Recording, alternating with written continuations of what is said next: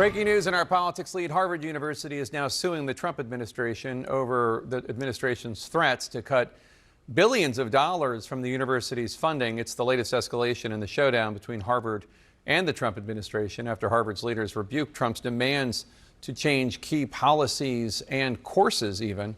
CNN's Jeff Zeleny is at the White House. Jeff, what is Harvard University's president saying about the lawsuit? Well, Jake, this lawsuit is coming in. It's being filed against a variety of different agencies and cabinet secretaries, from RFK Jr. at the Department of Health and Human Services to Pam Bondi to the Defense Department.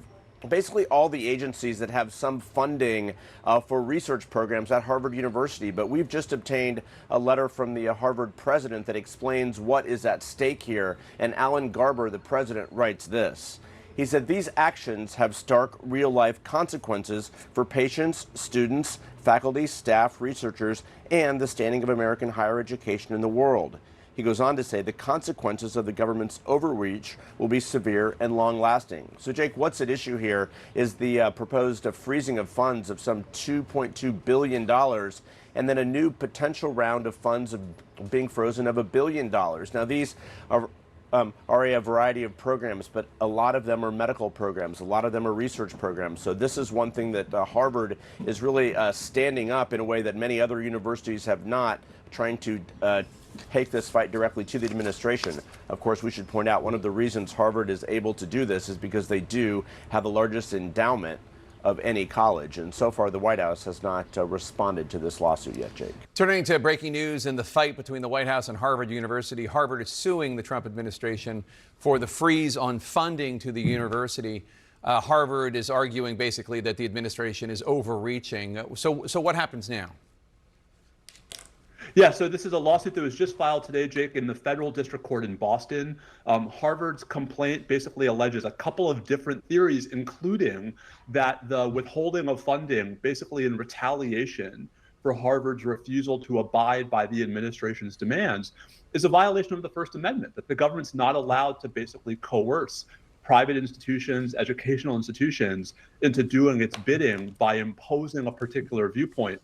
That case is going to go forward now in federal court in Boston. And Jake, I mean, Harvard's got a lot of law on their side. Jake, of note, the complaint in this case is signed by a bunch of very prominent conservative lawyers, suggesting that this dispute really is one that's going to cross the ideological barrier as well. Well, it's a real slippery slope, right? I mean, Trump does this to Harvard. What's President, Alexandria Ocasio-Cortez going to do for a conservative school? And this is why I think the Supreme Court really, Jake, in a series of cases going back to the 1960s, has been adamant about two principles that are both at issue in this case. The first is academic freedom and the idea that governments should not be interfering with the curricular and structural choices that private universities especially are making.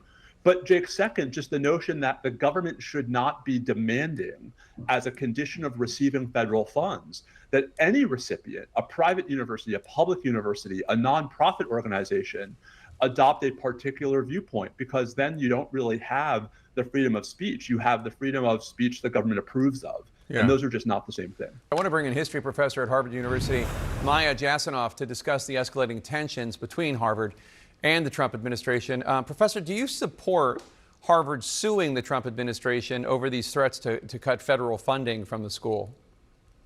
100%. On campus over the last week or so, the talk has been not about if, but when.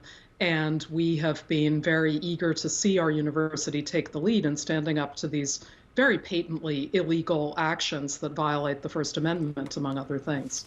In addition to all the funding cut threats, the Trump administration is also demanding that Harvard turn over all reports generated by the school task forces on combating anti-Semitism and anti-Muslim bias, any of them generated since October 2023.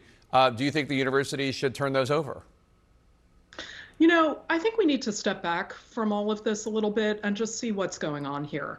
Anti-Semitism is unacceptable wherever it takes place. I myself am partly of Jewish origin. I know that this is a problem that has been rising lately. It needs to be stopped, and Harvard has been taking steps to do that.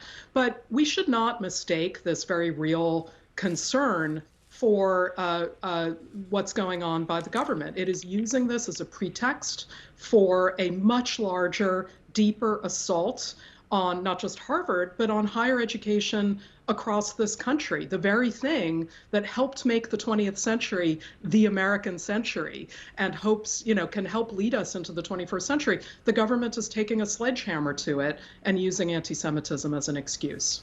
When asked about the university's battle with the Trump administration, a Harvard employee who wanted to remain anonymous tells CNN, quote, "Nothing has united Harvard's deeply fractured campus more," unquote, "than Trump taking you guys on." Do you agree?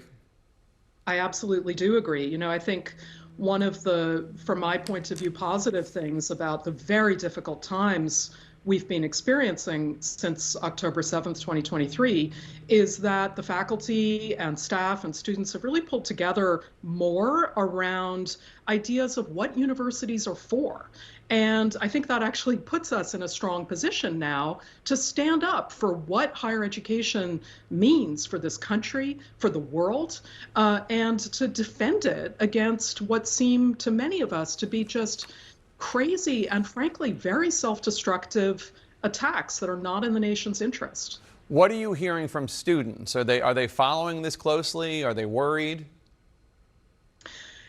Students, of course, our undergraduates have lived through a period of enormous chaos in their own lives. The pandemic and all the political uncertainty. I think they're, trying to make sense of a world that looks really different from the world that a lot of us faculty experienced. But I think when we were growing up, but I think that they, are wrestling with just what our purpose is here. What are we doing? What kind of a country are we that is picking up students from outside their homes and abducting them for publishing things in student newspapers? These things just change the way particularly young people just feel in their own homes, in their own towns, in their own skins, and thoroughly disrupt the kind of international and vibrant community that we have here on campus, and I like to think across the nation.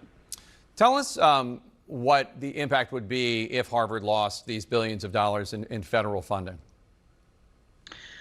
It would be incalculable. We would see hospitals' functionality seriously reduced. We would see labs that have been engaged in life-saving work, dealing with cures for cancer, for Parkinson's, for Alzheimer's, all kinds of things, stopped in their tracks.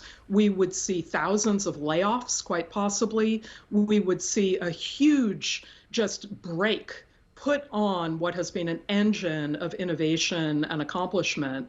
Again, I just want to highlight the complete sort of sense of self-destructiveness that this feels like for those of us who are here doing the work of scholarship and teaching and research to try to make a better society, to try to make a better nation and world. All right, Professor Maya Jasanoff, thank you so much. Appreciate your time today.